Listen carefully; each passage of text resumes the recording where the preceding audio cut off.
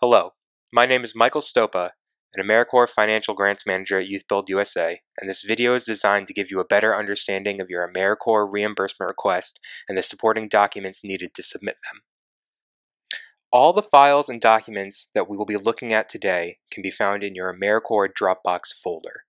First, we will be looking at the Expense and Match Workbook.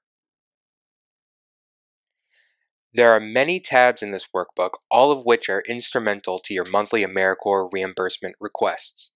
If you have any questions or are confused, you can check the tab titled How to Submit for Reimbursement for helpful links, tips, and the requirements for your monthly requests. You will already have completed a budget at this time, but know you can always view it in your Expense and Match workbook. The budget will list many pieces of helpful information, including your grant award, match requirements, slot numbers, and much more. This is your Financial Status Report, or FSR for short. This is a summary sheet reflecting all the fiscal information for your grant.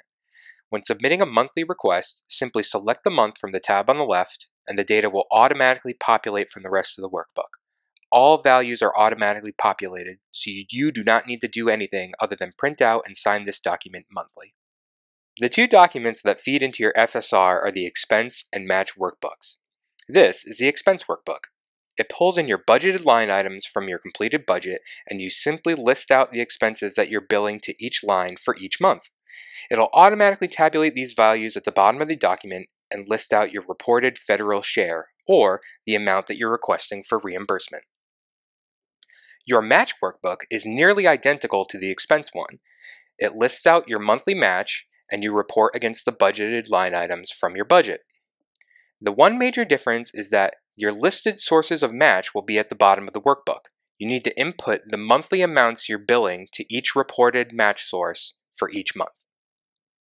Finally, the last form in your Expense and Match workbook is new to the 17-18 grant year, the Budget Mod Request form. This is how your program will augment your budget if need be. It is an identical copy to your current budget, and it can be edited as you need. Simply list out the reasons why you're doing a budget mod at the top, list any changes you're making to the budget under that, and simply edit the budget in the ways you listed. If you have any questions or concerns on if or how to complete a budget mod, please contact your AmeriCorps Fiscal Grant Manager. The next document we will be looking at is the Staff Summary form. Like the Expense and Match workbook, this document can be found in Dropbox. This is the Staff Summary.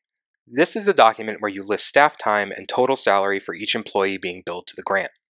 The information in this document must match the employee timesheets and any payroll registers, and must reflect their actual work week and not simply budgeted staff time to the grant.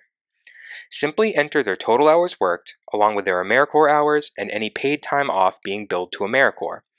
If the staff is also budgeted for match, do the same for the match source. When you enter their total gross salary, the amount that is billable for the month to that employee will be listed to the side of the document.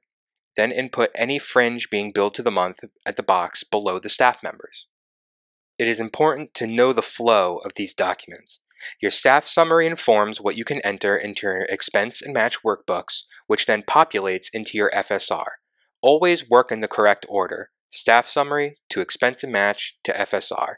And if you need to submit revisions to these documents, know that all three will need to be revised if your staff summary is changed at all.